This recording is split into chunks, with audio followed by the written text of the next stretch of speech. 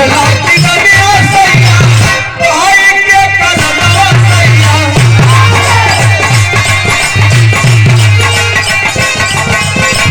ऐसा बाल मुझे लगा तो कोई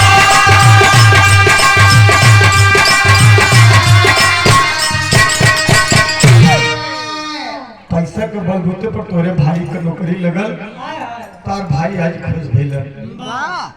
बेटवा बेटिया पैदा ना होत रहलन कैसो कैसो पैदा भइलन एक खे बेटवा तो उहो बेटवा दे देला अरे भाई के कराना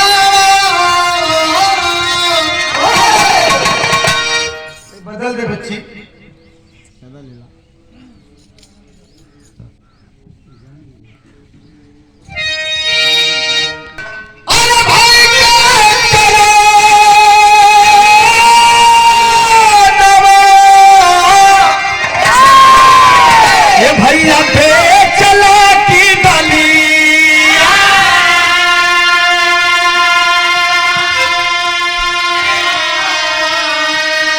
पैसा बल पूछे लागल नौकरी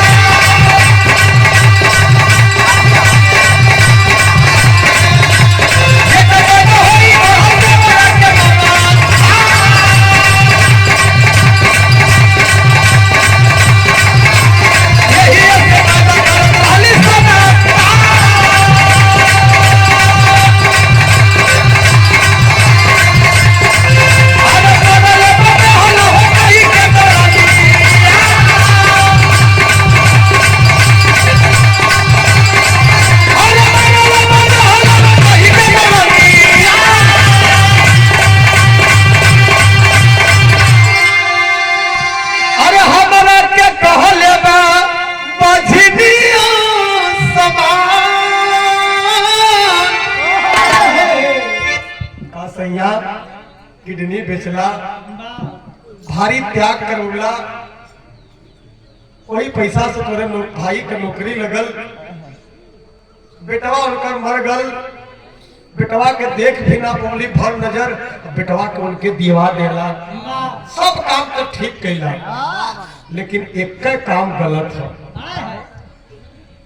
स्वामी पूछलन बड़का भैया गोपी की गलत का है अगर गलत यह हो कि जब हमके रोज रोज जब ताना मारे मेहना बाजी का जब मारे तो स्वामी बढ़तिया बर्दाश्त ना हो गलत दुल्हन जिंदगी भर तूने मेरा साथ दिया है आज मेरा एक कर्तव्य बनता है कि मैं तेरा साथ दूं देवर देवरानी दोनों कान लगा के दरवाजा पर से सुनत है कि भैया आवलन तो देखिए का शिकायत करेंगे 21 रुपया का पुरस्कार बाबूजी की ओर से सादर प्रणाम बा जय भीम नमो बुद्धाय दोनों प्राणी दुल्हन कलिन की सैया आज हम कहब आज तू सुनना आज मैं जो बोलूंगी आज वो आपको करना होगा हाथ जोड़ के फिर खड़ा हो गया कहा दुल्हन आज तेरी पारी है तू जो कहेगी मैं वो करने के लिए तैयार हूँ तब दुल्हन कहले का कहले भैया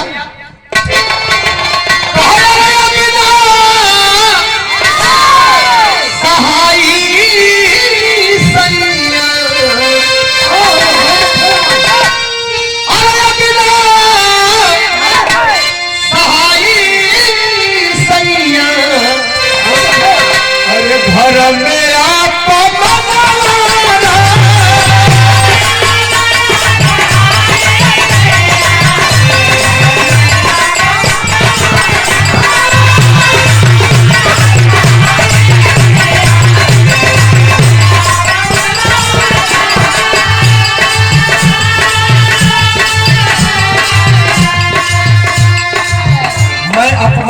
के इस घर में नहीं रहूंगी।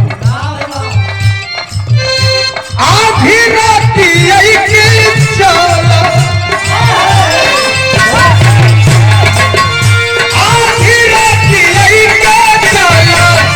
भैया के बटवारा।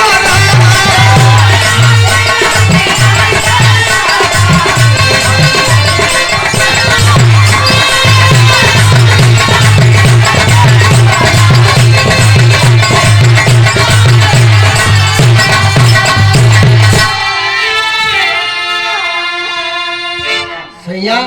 अब हमसे ना सहाय, तू वादा कैले रहा तो आज चला। इसी वक्त न कोई सामान, न कोई कपड़ा, न कोई लता, न कोई गहना, न कोई गुड़िया। अभी मेरे साथ चलिए। पकड़ती है अपने मर्द का कलाई, एक मेहरान वो अपने मर्द का कलाई पकड़ के आधी रात के बेला में दरवाजा खोलती है। खटाक से दरवाजा खोलती है और जौने मकान के एक एक ईट जोड़ के गोपी बड़का भैया बनौले हुए, वो मकान के एक नजर देखत हुआ। जैसे गुड्डू भैया मकान बनवावत हुआ, अगर कोई इनसे छीन ले या किसी भी प्रकार से किसी को दे देंगे, जब ये रास्ते से चले तो एक बार जरूर नजर घुमा के दिखेंगे कि साला बालू नहीं रहे तो वहां से लिए।